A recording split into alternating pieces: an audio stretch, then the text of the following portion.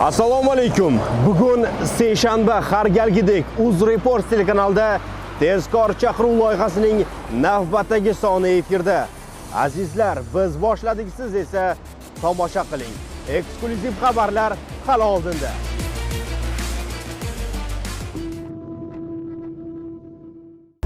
Oq Matiz Best. Orqasida bez nomer.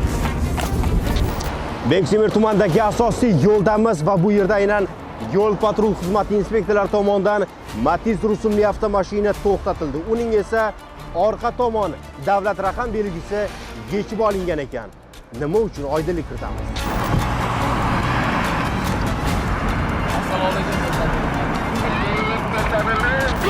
Sizga mashina? Mashina sizgami? Ha. Nomer suyursiz. Nomerni aniq qilamiz. O'sha port. O'z bilib turib yechib olgansiz? Ya, o'ynab yo'lda ketayotgandim, magnitli ekan, o'ynab anaqa qoladi, nomer taqib olamiz. O'zi magnitli ham qo'yib yurish mumkin emas? Yo, o'zi yaqindan olingandan ishlar. Mashina yaqindan olingan. Xato qilib qo'yganingizni bilasiz-a? Ha, xato qilganimizni bilamiz. Xodimlardan da'vo e'tirozlaringiz yo'qmi? Yo'q. Bektemir tumani Toshkent katta xalqaro aylanma yo'lida xizmat olib borayotgan vaqtimizda Matiz rusumli avtoyo'l to'xtatildi. To'xtatish jarayonida shu ma'lum bo'ldiki, davlat raqam belgisini, ya'ni orqa davlat raqam belgisini yechib olganligi ma'lum bo'ldi. Hozirda ma'muriy javobgarlik to'g'risidagi kodeksi 127-moddasiga asosan ma'muriy bayonnoma rasmiylashtiriladi. Avtoyo'l vaqtinchalik jarima maydoniga qo'yiladi. Qonuniy tartiblarda chorasini ko'ramiz. Bu ham davlat raqam belgisini yechib olgan ekan-a? Da, shunga o'xshayapti. Yana bir avtomashina yo'l patrul xizmati inspektorlari tomonidan to'xtatildi va buning ham davlat raqam belgisi yechib olingan avtomashinani. Oldi tusini o'zgartirib olgansiz, tonirovka qo'ygansiz, nomersiz. Hali yangi mashina hozir ochibdan. Mana nomerni aniq qilamiz, ertaga to'g'ri aniq bo'lmaydi. Hozir to'g'ri mana biron plyonka tashlaydi. Aha. Qildiring, bitta kirib yangi mashina qolish aniq. Endi to'g'ri. Hozir shilib tashlayman. Ishlashtami? Oldin nomer olinadi, o'sha nomerga asosan tonirovka qilinadi. Burunga kirdim, o'shanda qilinadi. Endi qonuniy tartibda bayonnoma rasmiylashtiramiz. Vaqtinchalik mashinani saqlash uchun jarimadan qo'yib turamiz. Ishtirokini to'laysiz, olib chiqib turasiz mashinani. Ogohlantirish tonirovkaga berish mumkinmi? Masalan, siz uchun mana oddiy qoidabuzarlik emas, tonirovkaga berib bo'lmaydi, bilasiz o'zingiz. Shuning uchun to'g'ri tushunasiz. Jarimadan qo'yamiz. Bugun ikkinchi navbatda xizmatga jalb qildim. Xizmatimni Bektemir tumani parking ko'chasi Futsiti bozor qarshisida xizmat olib borayotgan vaqtimda BMW davlat raqamsiz oldi yon oynalarga ruxsatnomasi tonirovka qoraytirib olganini sababini to'xtatib tekshirganimizda haqiqatan davlat raqam belgisi olmasdan oldi yon oynalarni qoraytirib olgan ruxsatnomasiz. Bu bo'yicha haydovchiga ma'muriy javobgarlik to'g'risida 126-moddaga asosan bayonnoma rasmiylashtirib, vaqtinchalik saqlash uchun avtotransport vositasini jarimadan saqlab qo'yamiz. Avtomashinani yaqinda xarid qilib olganligini haydovchi aytib o'tdi va shu sababli ham davlat raqam belgisi hali o'rnatilmagan. Bundan tashqari avtomashina oynalari ruxsatsiz qoraytirib olinganligi aniqlandi va shu sababli ham yo'l patrul xizmati inspektori qonuniy chora ko'rmoqchi va avtomashina ham jarima maydoni sari olib ketilmoqda.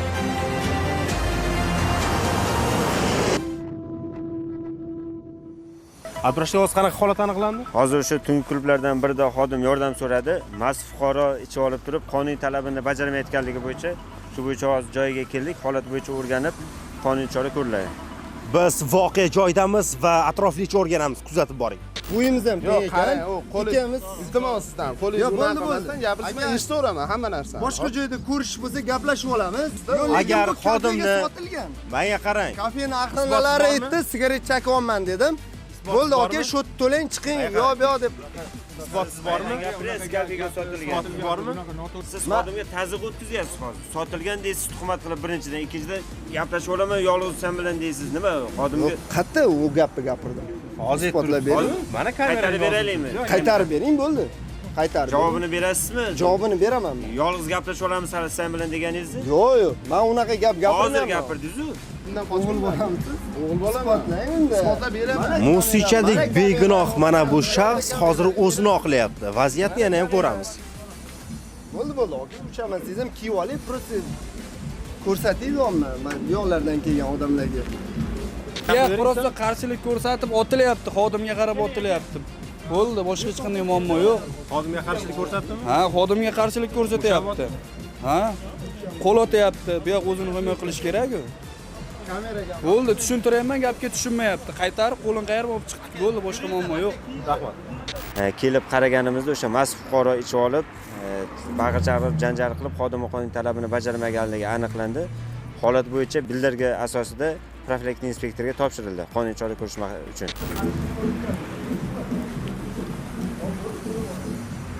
Fuqaroga qonuniy chora ko'rish maqsadida ayni paytda ichki ishlar organlariga olib ketilmoqda va aynan o'sha yerda unga qonuniy chora ko'riladi. Chinozor tumani 7-mavzuga 2-bosqichga jalb qilinganman.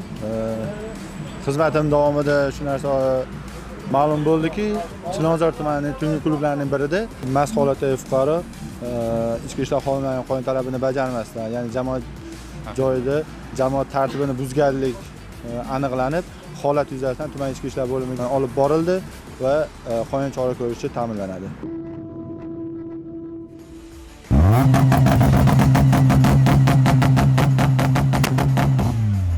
Bu avtomashinaning ovozidan quloqlar qomatga keladi. Men ustaxonadan chiqyapman hozir. Qo'llarim moy meni. Ustaxonadan chiqib mashinani hozir urib chiqyapman. Qayta jihozga bu. Nimadir maqsadda qo'yiladi-ku bu. Men hozir uyimga yetib olishim kerak, instrumentlarimni olib ketdim hozir. Mashinam to'la instrumentlarim. Boshqa ilojim yo'q, yurg'izishim kerak edi. Gulishtirni alishtirib olib ketyapman. Gulishtirim yorilib ketdi. Bu gulishtir yorilgan nima bu yerdan chiqaradi? Nima narsa o'rnatdim? Ovoz kuchaytiradigan narsa yo'q. Zaslonga qo'ymaganman men. Ovoz porlatadigan narsa qo'ymagan. Bu zamonaviy gulishtirni qo'yganman. Endi buni ishlab chiqarishdan to'xtatilganligi uchun o'zidan bitta tepa pokoleniya gulishtir qo'yganman. Katta xalqi yo'lida to'xtatdik. Haydovchimiz tegishli ruxsatnoma olmasdan turib, mana motor qismini ham ochib oling. Tegishli korxona tomonidan ishlab chiqarilmagan mana bu mosnoma, bu tegishli ruxsatnomasi qo'shimcha jihoz qilganlar, boya ko'rgan edik. Ya'ni ovoz kuchaytirgich ham qo'yib olganlar. Bu qayta jihoz. Qayta jihozda. Hozirda tegishli ma'muriyatni rasmiylashtirib, avtolar vaqtinchalik saqlash uchun jarimadan qo'yib turamiz. Avtomashinaga qo'shimcha qayta jihoz ruxsatnomasi o'rnatilganligi sababli ham yo'l-patrul xizmati inspektorlari tomonidan qonuniy chora ko'rilmoqda va avtomashina jarima maydonchasiga joylashtirilishi ma'lum qilindi. Hammading Guldejanni badnom qilib, yana hammaga qashqarda yo'q, siz aralashmang. Men qo'ymayman. Siz aralashmang. Tegizganim yo'q. Bu nima? Nima deyapsiz? Men ko'cha boraman bu yerdan. Nima deyaptilar? Aka, tuhmat qilyaptilar. Aka, qara, bu opani ko'rding. Ekspertizaga berib yuboryapti. Hop. Ertaga natija chiqsa, qiynalib qolmoq deydi. Aka, qanaqa sen qo'lim uchun tegizmaganman-ku unga? Men senga yordam qilaman deyapman. Hop, qanaqa yordam? Undan olib turgin, xarajatini to'g'rilab qo'y. Hammasini opa bilan gaplashib, yopdi qilib yuboramiz. 2 yoshning muhabbati rost bo'lganmi yoki yo'q, bunisi noma'lum. Biroq bu vaziyatdan qizning xolasi va profilaktika inspektorining moddiy manfaati borligi oydek ravshan bo'lib turibdi. Qiyin ahvolda qolgan 2006-yilda tug'ilgan yigit Ichki ishlar vazirligi shaxsiy xavfsizlik bosh boshqarmasi Surxondaryo viloyati bo'yicha boshqarmasiga ariza bilan murojaat qiladi. O'z murojaatida Samina ismli qiz bilan tanishib qolib, u bilan jiddiy munosabat qilmoqchiligini izohlagan. Oradan biroz vaqt o'tgandan so'ng qizning xolasi jiyanining qizlik iffatini buzganligi uchun yigitni javobgarlikka tortmoqchiligini aytib, qo'rqitganligini va bu borada 102 qisqa raqamga murojaat qilganligini, shuningdek Termiz shahar ichki ishlar bo'limi profilaktika inspektori uni chaqirib vaziyatdan chiqib ketishi uchun 15 million so'm pullarni talab qilayotganligini ma'lum qilib, ushbu xodimga nisbatan qonuniy chora ko'rilishini so'ragan. Viloyat shaxsiy xavfsizlik boshqarmasi xodimlari tomonidan olib borilgan o'rganishlar davomida xodimning ish yurtuvidagi yigitga nisbatan biron bir murojaat mavjud emasligi, shuningdek unga nisbatan viloyat ichki ishlar boshqarmasi 102 xizmatiga va Termiz shahar ichki ishlar bo'limiga hech qanday murojaat kelib tushmaganligi ma'lum bo'ldi. Profilaktika inspektoriga nisbatan xizmat tekshiruvi o'tkazilib, xodim ichki ishlar organlari safidan bo'shatilgan.